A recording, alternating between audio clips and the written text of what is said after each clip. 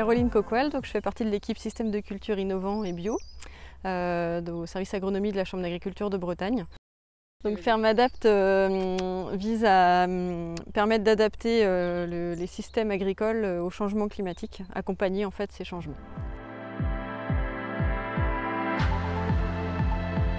Donc moi je m'occupe de la partie nouvelles opportunités. Donc l'idée c'était de recenser un petit peu toutes les nouvelles opportunités agricoles qu'on pouvait retrouver sur la région Bretagne.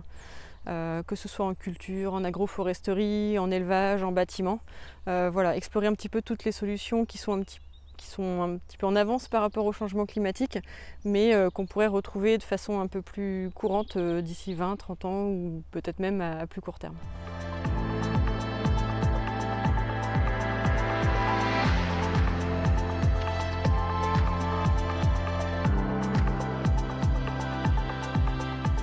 Donc ici on est sur la ferme de la Filleule des Fées, la ferme de Denis Mazerolles à Languidic, qui est un pionnier dans la production de thé. Denis a 3 sites de production, un site historique où il a planté par plaisir du thé et il en a fait un site agrotourisme d'accueil de visiteurs. Ici, sur cette parcelle-là, on est vraiment sur un site qui rentre en production avec des cultures qui ont 3 ans. Donc on sait qu'à l'horizon de 2 ans, on sera en pleine production du thé. Et il y a un 3e site en fait en démarrage de production.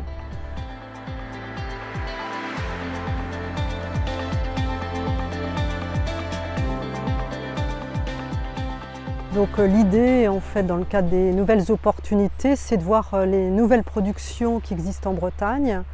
Et le thé est une filière qui démarre avec 5-6 producteurs en Bretagne. Donc ce qu'on a souhaité voir, c'est comment s'adapter cette nouvelle culture sur notre territoire breton.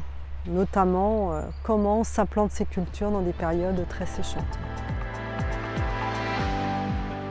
Donc on a, nous, mis en place des ateliers découverts du thé, des formations pour que les porteurs de projets agriculteurs aient des connaissances sur la filière thé. Et en fait, on s'est rendu compte que les choses n'étaient pas calées du tout sur ces cultures-là. Et un groupe est né pour avancer sur la construction d'un itinéraire technique, choix des cultivars et des variétés adaptées à la Bretagne, voir où on pouvait se fournir en plants, quels étaient les meilleurs plants qui pouvaient s'implanter en Bretagne.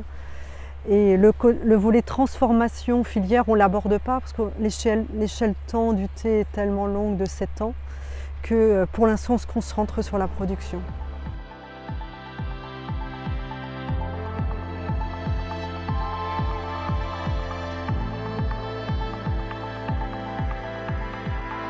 Céline Chetla, je travaille à l'Institut de l'élevage au service fourrage et pastoralisme. Je suis basée à Rennes et je suis chargée de mission prairie et fourrage.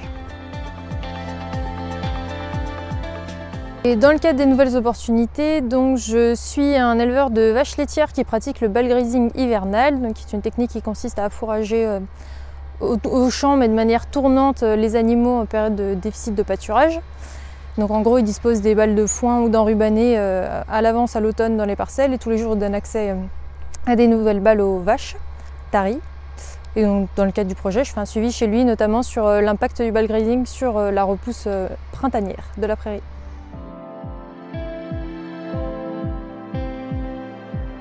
Donc, le changement climatique se caractérise par une augmentation des températures au cours de l'année, donc potentiellement une pousse automnale voire hivernale de l'herbe qui peut être intéressante à valoriser par les éleveurs. Donc le bale grazing permet d'aller valoriser par le pâturage cette herbe-là en période hivernale et d'apporter un complément aux animaux pour leur assurer une alimentation au champ.